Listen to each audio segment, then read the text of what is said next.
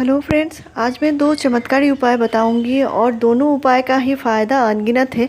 यानी आपके पौधे हमेशा से ग्रोथ करते रहेंगे और अच्छे से अच्छे फ्लावरिंग भी करेंगे। तो किसी भी सूखे बेजान पड़े हुए पौधे में आपको नई जान लानी है तो इसके लिए ये उपाय कर सकते हैं। और दोनों ही सेम उपाय हैं लेकिन अलग अलग तरीके से हैं। तो दोनों उपाय ही आप कर सकते हैं, लेकिन एक ही टाइम पे आपको दोनों नहीं करने हैं, अलग अलग टाइम पे करनी है। यानी एक उपाय आपने आज किया तो दूसरा उपाय आप 15 डेज़ के गैप में कर सकते हैं। और दोनों ही कंप्लीट खाद है, यानी पौधे को पूरा न्यूट्रिशन मिलेगा। तो गुड़हल में सिर्फ फर्टिलाइज़र डालने से अच्छी फ्लावरिंग नहीं होगी, प्लांट की केयर भी ज़रूरी है। कैसे मिट्टी देनी है, कैसे देखभाल करनी है, कैसे पानी देना है।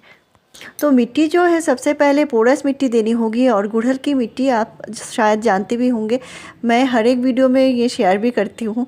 तो आपके लिए ये फिर से बता दे रही हूँ, गार्डन सॉइल अगर 50% लेते हैं तो कम से कम इसमें 20% सैंड मिलाइए और 30% कंपोस्ट मिलाकर लगाइए। अभी आप नर्सरी से नया पौधा लाकर लगा सकते हैं। और मेरे जो छोटे छोटे पौधे हैं इस तरह कैसे अच्छी फ्लावरिंग करते हैं, इस पर मैंने कई सारे वीडियो शेयर किए हैं। छोटे पौधे की केयर जो होती है थोड़ी सी अलग होती है। और गुड़हल के पौधे में आपको न्यूट्रिशन का सही ध्यान रखना पड़ता है और पानी का भी ध्यान रखना पड़ता है। अगर पानी आप हर रोज़ बहुत ज़्यादा डालते हैं तो भी गुड़हल का पौधा हेल्दी नहीं रहेगा और फ्लावरिंग भी नहीं करेगा, क्योंकि इसके पत्ते जो है पीले होकर गिरते रहते हैं अगर बहुत ज़्यादा पानी आप डालते हैं।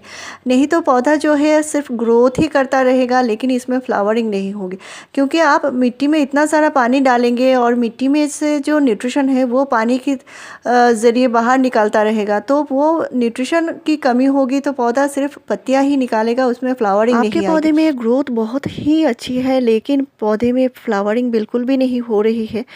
तो इसके लिए एक बहुत ज़रूरी काम करनी है आपको। आपके पौधे में नाइट्रोजन खाद जो है, यानी जो कंपोस्ट होती है, जो वर्मी कंपोस्ट हो गया या कावडंग कंपोस्ट हो गया, यानी गोबर खाद, आपको हर महीने नहीं देनी है। आपको थोड़ी सी कम क्वांटिटी में देनी होगी, नहीं तो पौधा बार बार सिर्फ ग्रोथ ही करता जाएगा लेकिन फ्लावरिंग कम करेगा। फ्लावरिंग कम करने के लिए पौधे को पोटेशियम खाद की ज़रूरत पड़ती है, जो मैं इस वीडियो में शेयर करने वाली हूँ आपको कौन सी ट्रीटमेंट करनी है। आपका हाइब्रिड गुड़हल का पौधा है तो इसे कम से कम 3 से 4 घंटे की धूप में ज़रूर रखना होगा, नहीं तो ये अच्छी फ्लावरिंग नहीं करेगा। लेकिन अगर देसी पौधा है तो इसको आप पूरे दिन के धूप में रख सकते हैं, नहीं तो ये अच्छे फ्लावरिंग नहीं करेगा। आपका पौधा सिर्फ ग्रोथ ही कर रहा है लेकिन फ्लावरिंग बिल्कुल नहीं है, इसके लिए एक बहुत ज़रूरी काम करनी होगी। तो इसके लिए आपका पौधा अगर बड़ा हो चुका है तो पौधे में आपको थोड़ी सी ट्रिमिंग करनी पड़ेगी। और इस टाइम जो ट्रिमिंग होती है वो बहुत बढ़िया होती है पौधे के लिए, बहुत ज़्यादा नहीं करनी है। आपका पौधा छोटा सा है तो 1 या 2 इंच की हल्की ट्रिमिंग कर सकते हैं 1-2 ब्रांचेस में। एक साथ सारे जो ब्रांचेस हैं इनको कट नहीं करनी है अगर आपका हाइब्रिड गुड़हल है। लेकिन अगर देसी गुड़हल है और इसको आपको थोड़ी सी हार्ड प्रूनिंग करनी होगी, इससे क्या होगा, पौधे में नया बहुत सारा ग्रोथ आएगा। फरवरी महीने में जो न्यूट्रिशन दिया जाता है वो थोड़ा अलग टाइप का होता है, इस पर मैंने डिटेल्स वीडियो शेयर किया हुआ है। फरवरी महीने में जो पोषण दिया जाता है वो पौधे के ओवरऑल ग्रोथ के लिए बहुत ज़्यादा ज़रूरी है और ये ट्रीटमेंट ज़रूर करनी होगी पौधे में। तो अभी मैंने मिट्टी की हल्की गुड़ाई कर लिया है और मिट्टी के ऊपर जो डाल रही हूँ ये है सरसों की खली, यानी मस्टर्ड केक फर्टिलाइज़र। और सरसों की खली को आप अच्छे से धूप में सुखा लीजिए और इसके बाद इसको ग्राइंडर जार में अच्छे से पाउडर बना लीजिए। तो इसका पाउडर जो है मैंने ½ टीस्पून से थोड़ा ज़्यादा दिया है। तो सरसों खली खाद बहुत ही ज़्यादा ताकतवर होती है और पौधे में अनगिनत नए ग्रोथ लाने के लिए, पौधे में फ्लावरिंग लाने के लिए सरसों खली खाद बहुत ही ज़रूरी होती है। और इसको आप अलग तरीके से भी दे सकते हैं लिक्विड बनाकर, इस पर भी मैंने पहले से वीडियो शेयर किया हुआ है। तो अभी मैंने जो दे रही हूँ ये है DAP यानी डाई अमोनियम फॉस्फेट, और मेरे इस प्लांट में मैं दे रही हूँ 8 दाने DAP के। तो DAP जो होता है ये नाइट्रोजन और फास्फोरस का अच्छा सोर्स होता है, जो पौधे में नया ग्रोथ लाने के लिए बेहद ज़रूरी है। साथ में इससे पौधे की जो रूट है वो बहुत ज़्यादा हेल्दी बनते हैं, यानी इसमें भरपूर मात्रा में फास्फोरस है। तो गुड़हल को बहुत ज़्यादा फास्फोरस नहीं दिया जाता है, इसलिए 2 से 3 महीने में सिर्फ एक ही बार DAP मैं डालती हूँ। इसके बदले आप बोन मील इस्तेमाल करना चाहते हैं तो भी कर सकते हैं, लेकिन ये उपाय मैं बता रही हूँ ये एक नर्सरी सीक्रेट खाद है। और यहाँ पे मैंने ½ टीस्पून पोटाश भी लिया है। तो पोटाश जो होती है प्लांट में फ्लावरिंग लाने के लिए बेहद ज़रूरी है, जो पोटेशियम होता है। तो इसको जो रेड पोटाश होती है इसको म्यूरेट ऑफ पोटाश बोलते हैं। और इन तीनों चीज़ों को डालकर आपको अच्छे से पानी देना होता है, लेकिन बहुत ज़्यादा पानी नहीं देना है। और इस प्लांट को धूप में रखना होगा, तभी अच्छे से अच्छा फ्लावरिंग करेगा। और अभी जो मैंने खाद दिया है वो गीली मिट्टी में कभी भी नहीं देनी है, आपको मिट्टी थोड़ी सी ड्राई साइड में आए तभी देनी है, और पौधा धूप में हो तभी देनी है। तो यहाँ पे मैंने सरसों खली खाद दिया है, तो सरसों खली को आप लिक्विड बनाकर भी पौधे में इस्तेमाल कर सकते हैं। तो इस खाद देने के बाद आपको कम से कम 15 डेज़ तक पौधे में और कुछ भी नहीं देना है।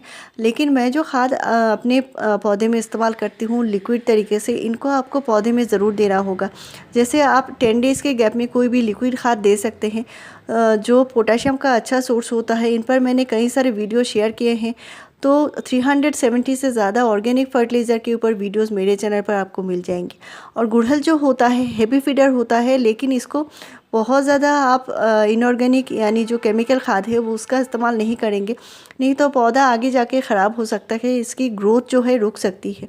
तो मैं अपने गुड़हल में ज़्यादातर ऑर्गेनिक खाद ही डालती हूँ, इससे पौधा हेल्दी बना रहता है और मिट्टी भी उपजाऊ बनती रहती है। तो आपको मैं शेयर कर रही हूँ, आपका पौधा सिंगल स्टेम का है या पौधा बहुत ज़्यादा छोटा है, तो इस पौधे की इस तरह पिंचिंग कर सकते हैं, इसमें कोई भी हानि नहीं है। और इससे क्या होगा, पौधे में नया जो ग्रोथ आएगा, बहुत ज़्यादा पौधे में नए ग्रोथ आएंगे और प्लांट घना होगा, बुशी होगा, तो फ्लावरिंग भी ज़्यादा होगी। इसके लिए पौधे की इस तरह पिंचिंग कर सकते हैं, छोटा सा पौधा है तो। लेकिन प्लांट बड़ा है तो आपको थोड़ी सी हल्की ट्रिमिंग भी करनी होगी। तो इस तरह मिट्टी को हटा लेनी है, और मिट्टी देख सकते हैं थोड़ा सा ड्राई साइड में है। और इसमें मैं दे रही हूँ ये है कावडंग कंपोस्ट यानी गोबर की खाद। आपके पास वर्मी कंपोस्ट है तो भी दे सकते हैं, तो 1 मुट्ठी वर्मी कंपोस्ट या गोबर की खाद दे सकते हैं।